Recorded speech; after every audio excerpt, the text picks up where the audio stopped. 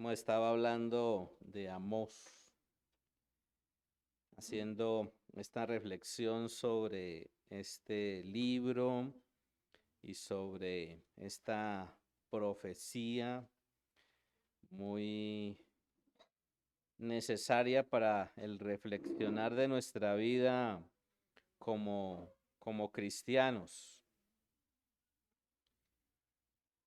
Y ya habíamos iniciado el capítulo 2 de Amós.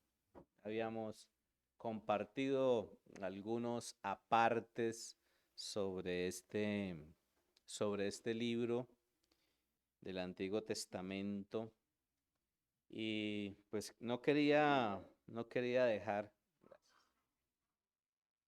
dejar pasar el día de hoy ese hilo que estamos desarrollando con este eslogan, ¿no? Este mes es el mes de la Biblia. Muchos dicen, este mes es el mes de las brujas, este mes es el mes del Halloween, ¿sí? Este mes es el mes de los niños. Y le han dado muchas connotaciones a este mes, pero en ese tema que veníamos reflexionando con algunos del equipo que tuvieron la oportunidad de compartir con nosotros el miércoles que nos reunimos, hablábamos de la necesidad de hacer contracultura. Estamos en medio de una cultura que nos está condicionando nuestra manera de pensar y por ende nos está condicionando nuestra manera de vivir. Entonces ya es normal, ¿sí? Uno ve situaciones bien complicadas, ¿no? No solamente nosotros que ya tenemos canas en el bigote y en la cabeza, ¿cierto? Y hasta en las orejas, ¿no? Porque que día me veía que tenía canas por aquí. Ya tengo canas en en las cejas, ¿no? Entonces, a pesar de que tenemos canas, eh, es, es bastante alarmante para nosotros ver cómo se ha ido generando ese condicionamiento, ¿no? El condicionamiento de la mente de la gente y hoy se aceptan muchas cosas, cosas que son equivocadas y que hoy se están aceptando como verdades y que no debe ser así. Y por eso entonces hemos planteado este énfasis en el mes de octubre, la espada que trae la paz total. Y lo compartíamos porque pues estamos en medio de una realidad social donde hay una cantidad de conflicto impresionante. Eso que uno alcanza a mirar algunos medios de comunicación que no son pues medios que están con el sistema y que nos informan, ¿no? Lo que está pasando en tantos lugares, ¿sí? Hoy pues con todo esto de la tecnología, si a usted no quieren que se le informe todo, le bloquean el internet y entonces usted no alcanza sino a recibir información local de lo que le quieren decir o que le quieren vender. Esa es la realidad en la que estamos viviendo. Pero vemos una realidad social en la que estamos inmersos y que tiene que llevarnos a nosotros a evaluar cómo estamos desarrollando esa vida espiritual. Y aquí en este pasaje de Amós, capítulo 2, vamos a mirar desde el versículo 9 en adelante. Amós capítulo 2, versículo 9 en adelante. Cuando uno lee esta porción de la Biblia, pues tenemos que enfatizar que este libro nos habla de el juicio de Dios, de la espada que es el juicio de Dios. Dios juzga, es un elemento, un aspecto, un atributo de Dios que nosotros a veces no alcanzamos como a considerar con mucha profundidad, ¿cierto? Decimos Dios es muy generoso, Dios es muy amoroso, Dios es muy misericordioso porque a pesar de que yo la embarré, Dios, ¿cierto? En su misericordia sigue dándome la oportunidad para que yo cambie mi manera de vivir. Y es tan misericordioso que nosotros, ¿cierto? Nos demoramos en tomar la dirección correcta. Como decía alguien por ahí, somos bien conchudos, ¿no? Bien conchudos. Una expresión de ser uno descarado, ¿no? Mira el que está a su lado y dígale, usted no es conchudo ni conchuda, ¿cierto? Sí, porque uno conoce, ha sido implementado diariamente, se expone a la palabra del Señor y Dios habla, como es el caso de Amós. Dios le dice a este profeta tan desconocido, a un profeta tan sencillo porque era campesino, pastor de ovejas y ovejitas que uno dice, no, esas ovejas, ¿para qué cuidarlas? Sí, eran unas ovejas que no generaban como mucha motivación, ¿no? Dicen que eran ovejas de mala calidad, ¿no? Dentro de la categoría, ¿no? Cuando va a comprar carne, siempre le preguntan de cuál carne quiere, ¿no? Sí, y uno piensa, bueno, toda la carne debería tener la misma calidad porque viene del mismo animal, ¿sí? Y pues habían o hay ovejas, en este caso, que Amós cuidaba, y eran ovejas que producían una lana muy larga, ¿no? Una lana muy larga, pero que pues no eran como muy apetecidas este tipo de ovejas. Y él, en ese contexto social en el que vivía, pues se encargaba de cuidar esas ovejas, se encargaba de recoger higos y Dios lo llama, le entrega un mensaje y tiene que trasladarse desde el lugar donde vivía, Tecoa, y tiene que ir hacia Betel. ¿Recuerdan? Estoy haciendo como una pequeña introducción. ¿Y allá qué tiene que ir a hacer? Pues a llevar el mensaje que Dios le ha dado. Y aquí vemos muchas cosas interesantes con esto que nos plantea esta profecía. Y entonces por eso planteamos que aquí la palabra del Señor nos habla sobre esa espada que eh, tiene que ver con el juicio de Dios. Vamos a leer nuevamente el versículo 9. Amós capítulo 2, versículo 9, dice así, pero ante los ojos de mi pueblo destruí a los amorreos, aunque eran tan altos como cedros y tan fuertes como robles. Destruí el fruto de sus ramas y arranqué sus raíces.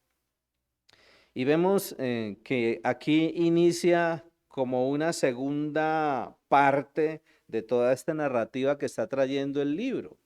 ¿Sí? La primera parte nos está hablando del juicio hacia varias naciones, ¿sí? Y habla de varias naciones aquí, encontramos que Dios está hablando de varias naciones, luego entra hacia la nación de Israel y retoma lo que él ha estado haciendo, lo que él va a hacer con estas naciones. Y aquí habla específicamente en este verso 9 acerca de ese juicio y de esa destrucción que iban a recibir los amorreos. Específicamente está enfatizando el juicio y la destrucción de los amorreos. Y yo meditaba en esto, ¿no? Cuando uno mira en todos sus atributos a Dios, cuando uno analiza la manera como Dios obra en su soberanía, Dios es un Dios celoso y Dios como ese Dios celoso siempre va a estar pendiente de nuestros enemigos, del actuar de nuestros enemigos. Nosotros tenemos muchos enemigos creo que el enemigo, alguien decía, no recuerdo en ese momento esa frase de la manera como la decía, pero más o menos alguien decía, el peor enemigo que nosotros tenemos somos nosotros mismos. Y tiene que ver con el pecado, con la condición en la que nosotros estamos y que es una condición desfavorable, pero cuando llegamos a Cristo tenemos la oportunidad de cambiar. Uno decide seguir en los hábitos en los que uno ha estado durante todo el tiempo que ha vivido hasta que se hace consciente del mensaje del Evangelio. Pero Dios siempre está atento a esos enemigos y sobre todo está atento a los enemigos del pueblo de Dios. En otro pasaje que tenemos por acá, eh, en Josué capítulo 24, quiero leerles un momento, Josué capítulo 24, en el verso 8, dice así, hablando el Señor de ese pacto eh, renovado, y dice en el versículo 8, dice, finalmente te llevé a la tierra de los amorreos, al oriente del Jordán. Ellos pelearon contra ti, pero yo los destruí delante de tus ojos. Te di la victoria sobre ellos y tomaste posesión de su tierra. Hablando en todo ese proceso que tenía el pueblo de Israel de conquistar, Josué le está recordando al pueblo, ya siendo un hombre anciano, ¿sí? Ya siendo un hombre adulto, ya en sus tiempos finales de la vida, y le está recordando al pueblo lo que Dios había hecho.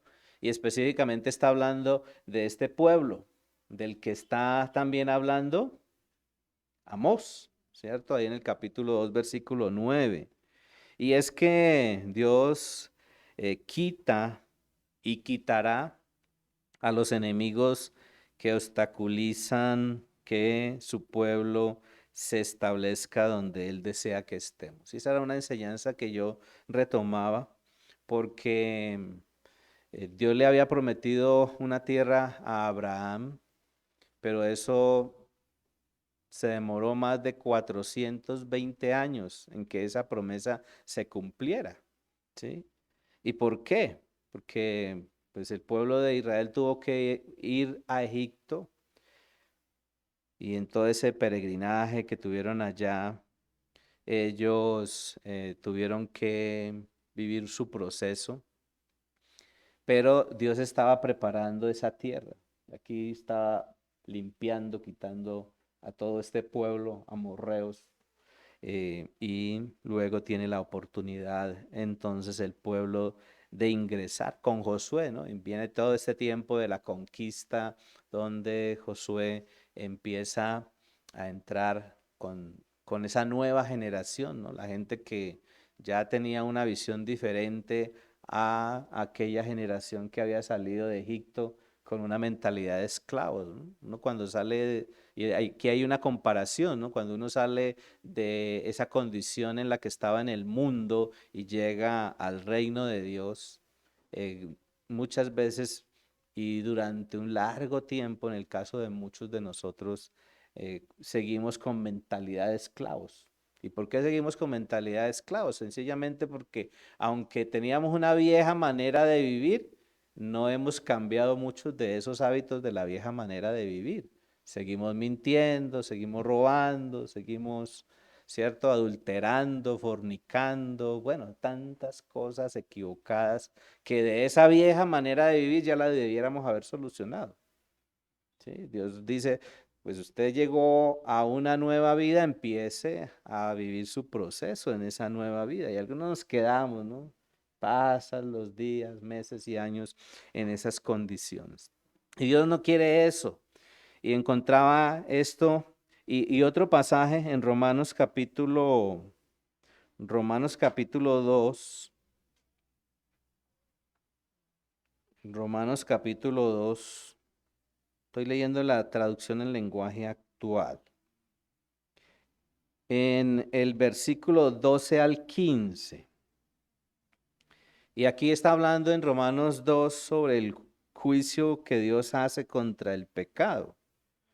Que uno a veces dice, no, yo ya soy cristiano, entonces yo, pues, la verdad es que Dios es muy amoroso, entonces Dios me perdona. Pero Dios perdona ¿a quién? ¿A quién perdona Dios? ¿A quién? Al que se arrepiente, ¿cierto? Uno dice, bueno, ya la embarré, ¿qué hago? Pues arrepentirme. ¿Y qué es arrepentirme? Tengo que cambiar mi actitud, mi dirección. Usted va en la moto, en la bicicleta o va en el carro y de pronto se da cuenta que va en contravía. ¿Usted qué hace? Ay, la embarré, ¿cierto? Me metí por donde no era. ¿Qué hago? Pues busco cambiar la dirección o no. Ahora sería muy terco si sigo en la misma dirección. Tristemente hoy vemos que por nuestra conducta humana seguimos en la misma dirección, ¿cierto? La misma conducta, los mismos comportamientos, los mismos hábitos. Y entonces luego estamos reclamándole al Señor, Señor, ¿por qué me pasa esto a mí? Romanos capítulo 2, versículos 12 al 15, dice, los gentiles serán destruidos por el hecho de pecar, aunque nunca tuvieron la ley escrita de Dios. Y los judíos, quienes sí tienen la ley de Dios, serán juzgados por esa ley porque no la obedecieron. Pues el simple acto, oiga bien esto, versículo 13, pues el simple acto de escuchar la ley no nos hace justos ante Dios. Es obedecer la ley lo que nos hace justos ante sus ojos. Aún los gentiles, versículo 14, quienes no cuentan con la ley escrita de Dios, muestran que conocen esa ley cuando por instinto la obedecen, aunque nunca la hayan oído. Y entonces sí tenemos un Dios que utiliza la espada del juicio. Y es un Dios que, pues, tenemos la bendición de que va a quitar todos los enemigos que van a obstaculizar que nosotros como sus hijos estemos donde Él quiere que estemos, pero también es un Dios que juzga la conducta del ser humano, ¿sí? Y la juzga en este caso desde la conciencia, porque Dios nos ha dado a todos nosotros conciencia. Mira el que está a su lado y pregúntele, ¿usted tiene conciencia de que está aquí? Sí, porque a veces nos, a veces nos disparamos en nuestra mente, ¿cierto?, hacia otro lado, ¿no? Anoche Silvio nos compartía un tema muy bonito, ¿cierto? A pesar de que ha estado enfermito, delicado, pero decidió venir y nos hablaba de la espada y de lo que produce la espada, ¿no? Y nos hacía un acróstico con la palabra espada y lo que implica cada letra de esa palabra espada. Y al final yo hice el ejercicio y pregunté, ¿no? De pronto más tarde se me ocurre preguntar, ¿sí? Entonces yo pregunté, bueno, ¿de qué estamos hablando, Hernán? Y bueno, ahí fue cuando bajó los ojos y aterrizó la persona. Sí, y a veces nosotros estamos en otro cuento, ¿cierto? Pero mire que independiente de todo eso, Dios eh, usa nuestra conciencia. Tenemos la capacidad de discernir. La conciencia es eso, la capacidad de discernir lo bueno de lo malo, ¿o no? Si uno, si uno está en un lugar y de pronto algún familiar le dice, ve, es que quería saber dónde estás. No, estaba aquí en la casa y uno anda por la calle, ¿no? Pues la conciencia después le está diciendo a uno, usted le dijo una mentira.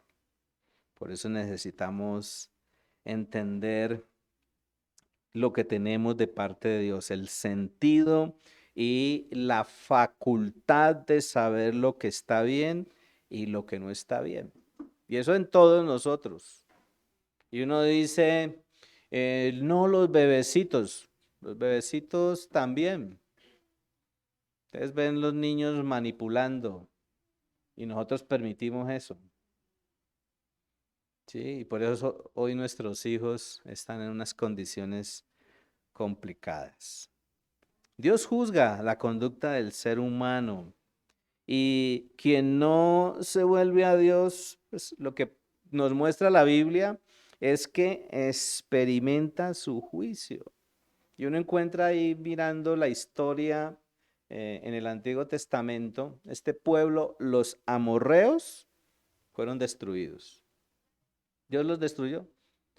Dios los voy a destruir y en su tiempo Dios lo hizo. Ahora, también uno nota la misericordia de Dios, porque aunque todo ese pueblo era malo, Dios siempre es misericordioso y da oportunidades. Y algo curioso en la Biblia es que cuando uno estudia sobre los amorreos, cuando el pueblo de Israel empieza a conquistar, una de las ciudades que conquistó fue Jericó, ¿recuerdan? Que los muros de Jericó se destruyeron. Pues ahí entra en escena la famosa ramera Rahab, ¿recuerdan? Que ayudó a estos espías para que pudieran eh, escaparse. Y uno se pone a mirar, bueno, ¿y Rahab qué pasó con ella? Se salvó. Y era del pueblo amorreo. Y de esa línea viene la genealogía de nuestro Señor Jesucristo, ¿cierto? Entonces uno ve pura misericordia de Dios. Dios es misericordioso y Dios le da oportunidad a todos nosotros que hagamos lo que tenemos que hacer para poder nosotros estar en paz con Él. La otra que también hablamos hace unos días, los amonitas, ¿sí? También fueron destruidos. Y aquí vemos entonces el obrar de la espada del juicio de Dios. Pero otra curiosidad que encontramos en la Biblia es que dentro de ese pueblo de los amonitas que también fueron destruidos, en la Biblia encontramos la historia de Ruth, que era del pueblo de los amonitas. Y de esa mujer viene también la línea de la genealogía de Jesús. Entonces uno no puede decir, no, es que Dios es terrible, ¿cierto? No, Dios nos da oportunidades a todos. Y esas eran cosas que yo encontraba allí en la palabra del Señor. Pero si volvemos nuevamente a Amós capítulo 2, que lo estamos leyendo, allí en Amós capítulo 2, en los versos 10 y 11, vamos a leer el versículo hasta el 12, vamos a leer, desde el 10 al 12. Dice, fui yo quien los rescató a ustedes de Egipto y los guió por el desierto durante 40 años para que pudieran poseer la tierra de los amorreos. Elegí a algunos de sus hijos para ser profetas y a otros para ser nazareos. ¿Acaso puedes negar esto, Israel, pueblo mío? Pregunta el Señor. Pero ustedes hicieron que los nazareos pecaran, forzándolos a beber vino, y les ordenaron a los profetas, cállense. Me parece tremendo esto, ¿cierto? Porque aquí está tratando con quién, con el pueblo de Dios, con el pueblo de Israel. Y no solamente con uno de los grupos de esa división que se generó entre el norte y el sur, sino con todo el pueblo reclamándoles a ellos su conducta. Y entendía meditando en esto, que cada persona es juzgada por Dios por su conducta, sea del pueblo que sea y esté en la posición en la que esté, ¿sí? Porque a veces uno mira y dice, no, esta persona tan mala, tan perversa, ¿cierto? Se merece que Dios lo coja del pelo y le pegue su jabonada, ¿cierto? Pero ¿y qué de nosotros, los hijos de Dios? ¿Mm? ¿Dios va a pasar por alto nuestra flaqueza, nuestra rebeldía? No. Y elementos que encuentro aquí por los cuales la espada del juicio de Dios se manifestó, no solamente en esas naciones paganas que habían alrededor del pueblo de Israel, sino también sobre el pueblo de Dios. ¿Y qué fue lo que pasó? Entre ellas la desobediencia a la ley de Dios. Y Dios les reclama. Aquí les está reclamando en el versículo 10 al 12, les está reclamando que fueron desobedientes a sus preceptos, a sus mandamientos, a sus estatutos, a sus decretos. O sea que Dios a nosotros, y pensando en lo que hablábamos antes, en la responsabilidad que tenemos, Dios también va a evaluarnos y va a mirar qué tan responsables hemos sido con la vida que nos ha dado como sus hijos. Dios juzga la desobediencia a sus preceptos, pero también Dios juzga, y algo que miraba en estos versos del 10 al 12, es que Dios juzga la falta de servicio a Él. Porque mirando esto que hay aquí, aquí hay propósito. Dice, fui yo quien los rescató a ustedes de Egipto, los guió por el desierto durante 40 años para que pudieran poseer la tierra de los amorreos.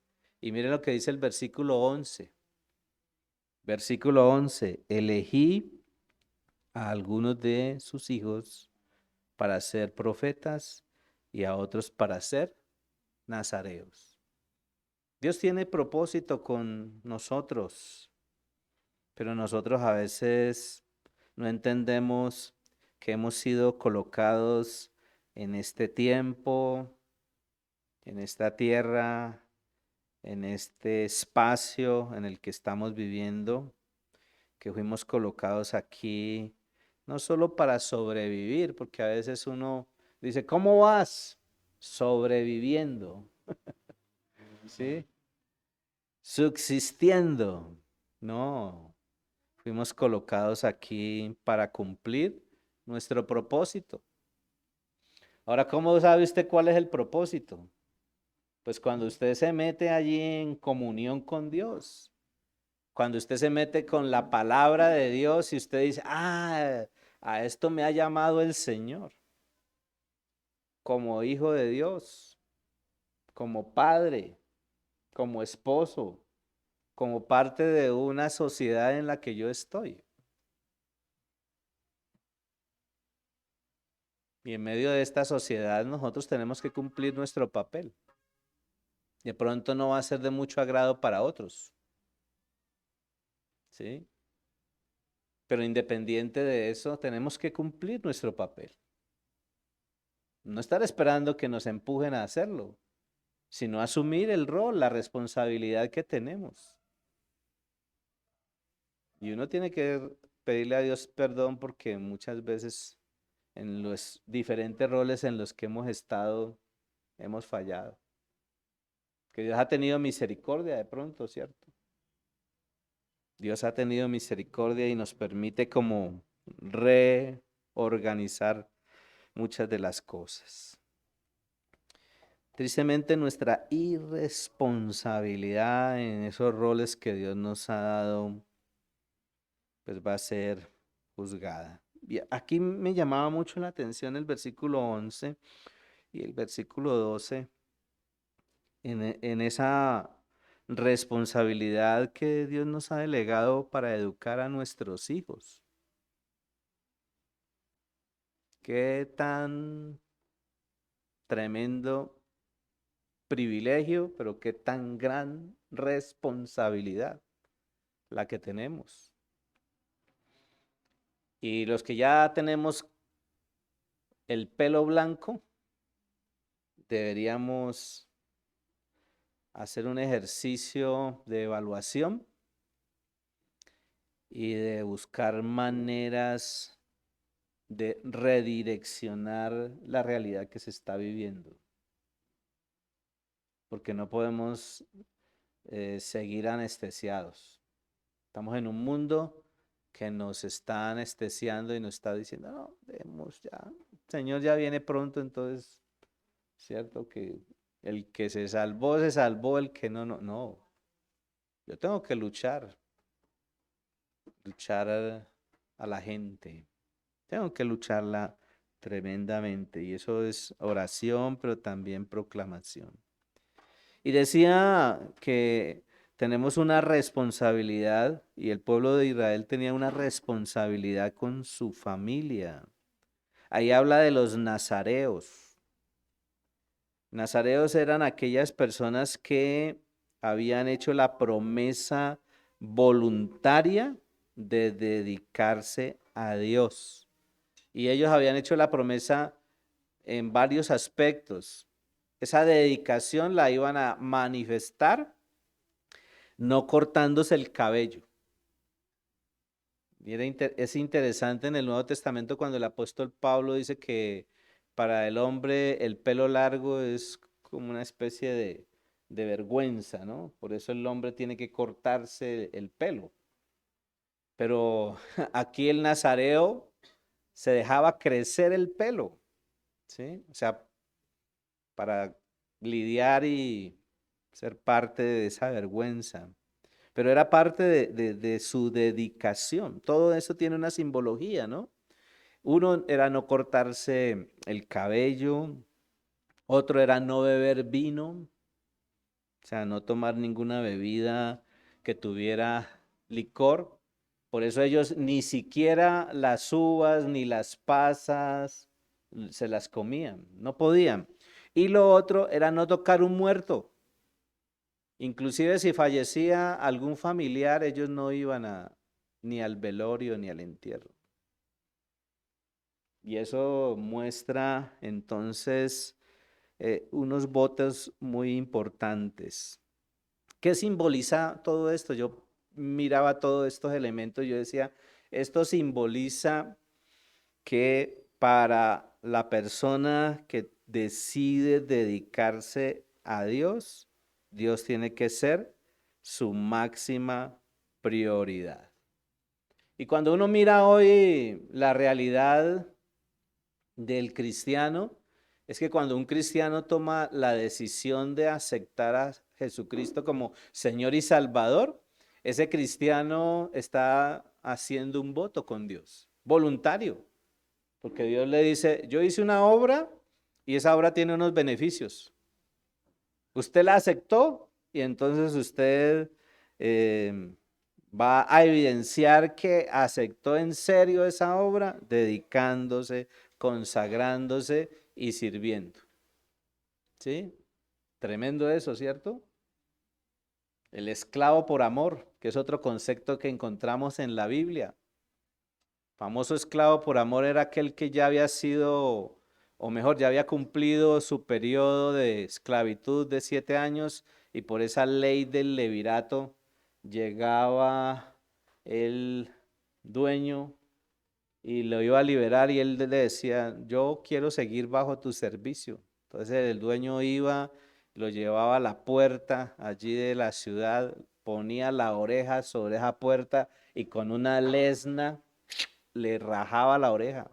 Entonces todos los que tenían la oreja horadada eran esclavos por amor, que ya no estaban sirviendo porque les tocaba, porque los obligaban, sino porque se habían dedicado, consagrado a servir a Dios. Y eso es lo que tiene que ver con nosotros. Y la otra palabra que hay allí es profetas. ¿Qué responsabilidad tiene el profeta? Pues el profeta es el que anuncia, pero también el que denuncia y el que lleva un mensaje de consolación. ¿Y qué es lo que está diciendo allí en el versículo 12? Pero ustedes hicieron que los nazareos pecaran, forzándolos a beber vino. Y les ordenaron a los profetas, cállense. En otras palabras, les estaban diciendo a ellos que Dios no debía ser su máxima prioridad, que a Dios no debían servirle, pero también que no querían escuchar el mensaje de Dios. ¿Y cuando uno no quiere escuchar el mensaje de Dios? Pues cuando cierra el corazón, ¿sí? Cuando uno no acepta lo que el Señor le dice, no lo asimila ni lo actúa. Porque uno podría decir, no, es que yo sí, vivo la vida cristiana desde mi percepción. Ahorita todo es según la percepción, ¿no? Entonces, por eso hay gente que dice, yo me percibo un micrófono. Entonces hay que aceptar, según la sociedad, que es un micrófono. Sí.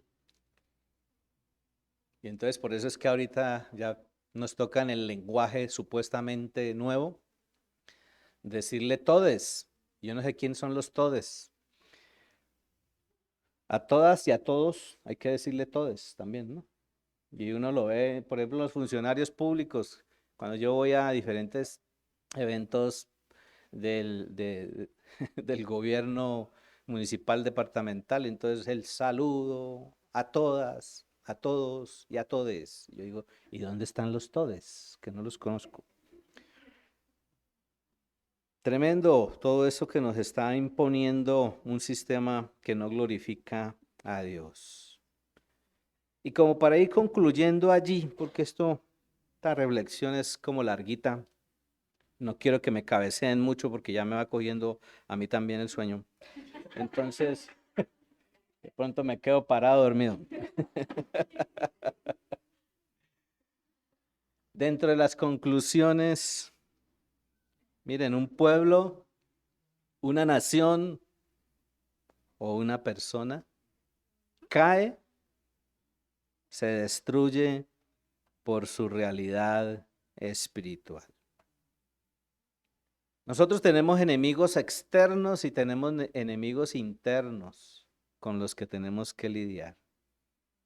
Y hay muchos factores que están llevando a que una nación, a que un pueblo, a que una persona se destruya. En este conflicto que hay con Ucrania, se ha hablado y ha generado mucho terror el tema de las armas nucleares. Tremendo, ¿cierto? Nosotros no estamos exentos. Si alguno de estos líderes un día amanece con el apellido al revés, como decía mi abuela, y se descuida y le pega a la mesa ahí donde está el botón rojo, hasta ahí llegamos. Esa es una realidad que tenemos que considerar. Hay enemigos externos, hay enemigos internos. Pero miren, meditando en esto, yo pensaba en los enemigos internos que están destruyendo nuestra nación y nuestras vidas. Y tiene que ver no solamente con armas, sino también tiene que ver con una problemática social, con una problemática moral, con una problemática espiritual en las que estamos inmersos. Y sociedades que han sido destruidas, naciones que han sido destruidas específicamente por dos cosas. La primera, por el abuso de elementos que generan adicción. Y ahí usted puede hacer toda una lista, ¿no? ¿Qué es lo primero que se nos ocurre? La droga. Está destruyendo la droga nuestra nación, nuestras familias. Sí. Ustedes que les gusta las noticias, han visto en Twitter a varias personas sacando la cara de un representante que fue elegido para que esté dentro del Congreso. Una cara de drogadicto impresionante, promocionando que esta mata que mata libremente para que haya el desarrollo, ¿cómo es que se dice? De la personalidad, no tenga ningún obstáculo. Y esos son elementos internos o factores que destruyen. El alcohol, la pornografía. Hace unos días yo les compartí 2 videos por los grupos de WhatsApp y de Telegram. Les pido, yo sé que a ustedes les gusta más el TikTok, pero a mí yo me inscribí, pero viendo tanta payasada, entonces decidí no meterme por allá. Pero sí les pido que, aunque les gusta mucho el TikTok, miren los videos que muestran una realidad que está viviendo nuestros niños y nuestros jóvenes. Y en el caso de los papás, sobre todo, que miren las embarradas que hemos hecho como papás y que después nos justificamos con otro montón de cosas.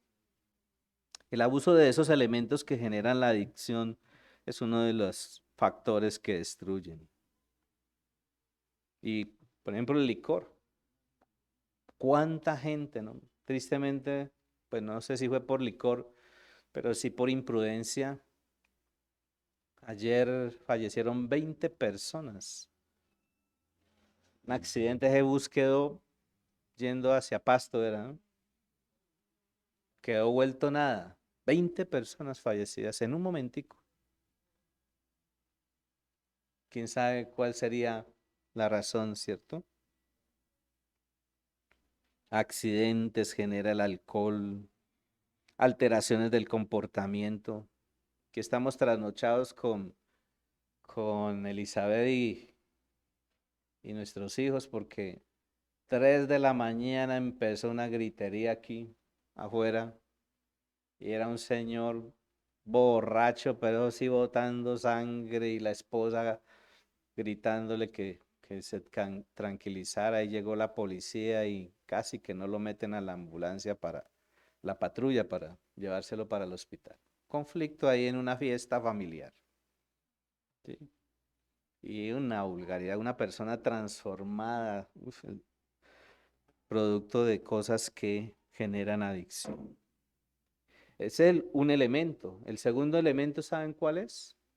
Que ha llevado a que un pueblo, una nación, una persona sea destruida, es que no han querido escuchar la palabra de Dios. Por eso tiene que ser muy contundente nuestro esfuerzo de proclamar, a diestra y a siniestra. Así uno diga, no me escucharon, pero nosotros tenemos que lanzar el mensaje del Evangelio. Que día Nelly Esperanza me decía, es que necesitamos llevar el mensaje del Evangelio a la gente, a los niños, a los jóvenes, pero no de una manera religiosa, ¿cierto? Dios nos da creatividad. Y entonces yo le mandaba un videito y le dije, mira, me pareció chéverísimo la forma como lo hicieron en esta iglesia, en una comunidad vulnerable en Cali. Hay tantas maneras como uno lo puede hacer. Toca romper muchos paradigmas, toca cambiar muchas dinámicas, toca cambiar muchas metodologías que nosotros tenemos, pero hay que hacerlo. No nos podemos cansar de hacerlo. Yo miraba el trabajo que han hecho los gedeones, es impresionante el trabajo que han hecho los gedeones. Y solamente es llegar allí, a un lugar y decirle, mira, este es un regalo, ¿lo quieres? Y la gente que quiere acepta. En la pandemia me impactó mucho el trabajo que hicieron los gedeones. En plena pandemia salieron a la calle y eso repartieron nuevos testamentos a todo lugar. Nosotros tenemos tantas estrategias. Usted dice, no, es que yo no sé ninguna de las estrategias. Métase a nuestra página de Zenfol, busque propósitos y busque proclamar y ganar. Y ahí usted encuentra toda una idea general de qué puede hacer para llevar el mensaje del Evangelio. Para esta temporada estamos organizando devocionales, estudios bíblicos, bueno, varias cositas que vamos a estar manejando a través de la página de Zenfol Nacional para poder llevar ese mensaje del Evangelio, esa palabra de Dios que transforma vidas a otros. ¿Hay esperanza? Sí, pero tenemos que tomar la decisión de aceptar lo que se nos ha transmitido. Hay un mensaje que se nos ha transmitido y ese mensaje tenemos que oírlo, tenemos que aceptarlo, tenemos que asimilarlo y tenemos que ponerlo en práctica. ¿Ok? ¿Qué tal si nos ponemos de pie y le damos gracias al Señor por este momento? Señor, aquí estamos, delante de tu presencia, maravilloso Rey.